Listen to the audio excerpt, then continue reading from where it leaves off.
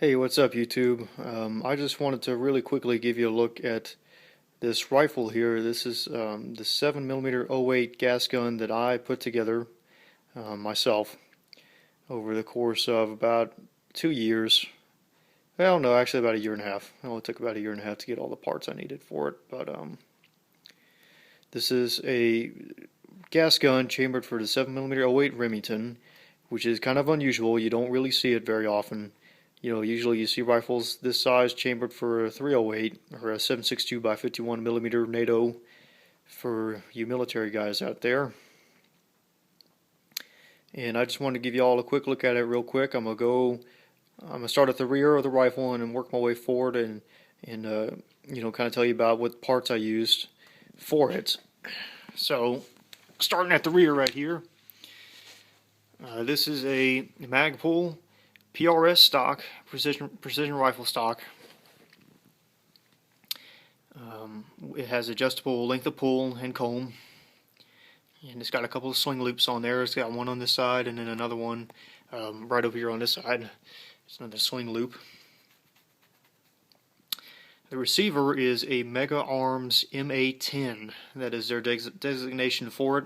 That's 7075 T6 aluminum, very strong. It was machined from a single piece of billet aluminum. Both the upper and lower, they came from one piece. So the fit and finish of these two is flawless. And it has a tensioning screw inside the receiver. It's actually underneath the grip right here. This is a Hogue grip, by the way. It's underneath the grip, and what you do is you crank down on it to put tension between the upper and lower receiver, and it locks them together really tight. So there's no play, no wiggling, no nothing. It helps with accuracy. It adds to the accuracy of the whole weapon system. So yeah, the receiver is a MA10. The bolt carrier group. That's the bolt carrier and the bolt are DPMS, the same bolts, the bolt and bolt carrier that they use in their long-range rifles, chambered for 308 or whatever they have them chambered for. They have a bunch of different offerings. So the DPMS bolt carrier group and also receiver extension that Krieger put on this barrel. The barrel itself is Krieger. They cut it. They're up in Wisconsin. Very renowned barrel manufacturer. It's 26-inch stainless steel barrel, 7mm, of course. The gas block, I think, is standard rifle length. Well, I'm pretty sure it is standard rifle length gas system, because the handguards are standard length, 12.5-inch handguard, JP VTAC handguard right there. But going back to the receiver real quick, the trigger in this thing is actually a Wilson Combat trigger group for an AR-15. The beauty of this receiver is the mega receivers, even the 308 sized receivers, can be compatible with, or are compatible with, AR-15 parts. So you don't have to go out of your way to buy AR-10 parts or DPMS LR parts or whatever, aside from the bolt carrier group. So that AR-15 trigger just dropped right in, and it was a modular trigger group. So all the springs and the hammer and the trigger, it's all put together in one modular piece, and you just drop that thing in and put the pins in, and boom, you're done. So that's the trigger. The sight you see on top of the receiver right there, that's a Magpul Imbus, I think is what they call it, the backup sight, made of polymer. And that just flips up. You press a button right here, this button right there. You press that, and the sight flips up. If I were to take the scope off, the scope you see right there is a Vortex Viper PST 6/24 power scope, first focal plane. And I actually got it. I got it at a really good price for all of those features, including the target knobs right there and the illuminated reticle. It was a really good deal. So if y'all need a good scope, look into Vortex. I've been very happy with that scope, and I have it mounted in an American Defense Manufacturing single piece scope mount and ring setup.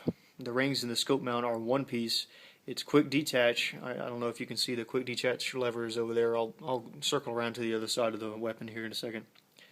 But quick detach, so you can take the scope off, and you really can take it off and then put it back on, and your scope is still zeroed. Yeah, I mean, it's an amazing mount. It's pricey, but it was worth every penny. Trust me. So that's the scope and the scope mount. The magazines I'm using for this thing are Magpul LR magazines for their 7.62x51 cartridge, or the 7.62x51 cartridge. VTAC handguards, of course. The bipod right there, I got that at Walmart several years ago. I mean, it must have been like 6 or 7 years ago. I picked that up at Walmart for like $40, and it serves its purpose. It does okay. The gas block up here is a JP adjustable gas block, and right here, let's see if I can point to it. Right here is this screw. That is the adjustment screw for the whole gas system. If I want to, if I'm shooting really high powered loads, I can shut the gas system off. I can tighten the screw, and it'll reduce the amount of gas cycling through the whole system, so it doesn't beat the bolt to death if I'm shooting really high powered loads. Or if I'm shooting really low powered loads with say a suppressor, if I wanted to shoot subsonic loads, and very, very low powered, I can open this thing wide up and it'll still cycle the gas system. So coming down to the end of the barrel right here, that is a JP muzzle brake at the end of the barrel. I think the thread pitch for that was 5/8 by 24 TPI, threads per inch. Pretty sure that was the thread pitch for that. I made sure that I got the same thread pitch that most 308 class suppressors use, so my plan is to eventually put a can on this thing, put a suppressor on here, and see how that does. So there's a look at the rifle again. I don't think I missed anything. I don't think I talked about the front sight. Instead of getting the Magpul, actually I did get the Magpul, but I had to take it back because of course it was polymer, and I didn't realize that you couldn't mount a polymer sight on the gas block like that, or else you run the risk of it melting because of all the extreme heat from the gas cycling through there. So I actually had to take that back. I sent that back to Midway and ordered this Midwest Industries aluminum sight, and that thing rocks. That thing is, it's held up really well, and of course it won't melt. So that's the rifle, and this is one of my cartridges, one of my hand loads. It's again a 7mm-08 Remington. It's a 308 case, neck down to 7mm. Is all it really is. It was once upon a time a Wildcat cartridge, but then got standardized by Sammy back in, I want to say the 70s, but I really can't remember. I don't know if that's right or not. I have to look it up.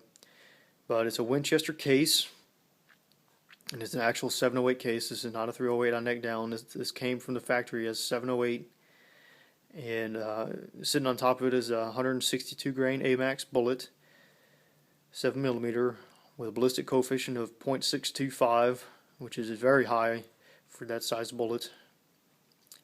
And the bullet is sitting on top of 39.4 grains of IMR 8208 XBR extruded rifle powder. And I have CCI large rifle primers in all of these rounds. I use just standard large rifle because of the extruded powder. If I was using ball powder, I'd probably go with a Magnum primer, Magnum and large rifle primer. Excuse me.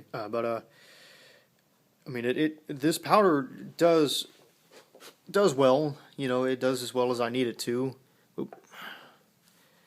I am hoping to try some different powders though.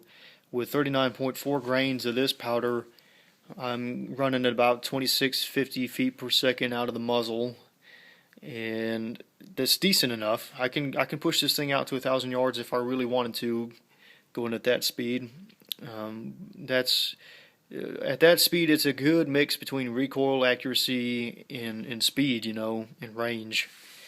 I actually loaded these up. I don't know how I did it, but I loaded these up. The first time I loaded these to 27, 50, 28. I even got a couple that were 2850, and that's 7 millimeter Magnum velocity right there. But the gun, the rifle itself, I mean, it didn't flinch. The cases didn't flinch. I had a couple of cratered primers, but no rings around the cartridge at all. Which is a bad sign of high pressure. But I knew that was probably way outside the pressure limits of the 708, so I backed it down a lot to 2650 just to be safe. But I mean, if I can get 2700, 2750 feet per second with another powder, with not a huge increase in recoil, that'd be awesome. Because these actually recoil. I mean, a 708 doesn't recoil hard to begin with, but these are just a real joy to shoot, and they're pretty accurate. Accurate enough. I think they can be more accurate with another powder. So, if you guys have ever loaded for a 708,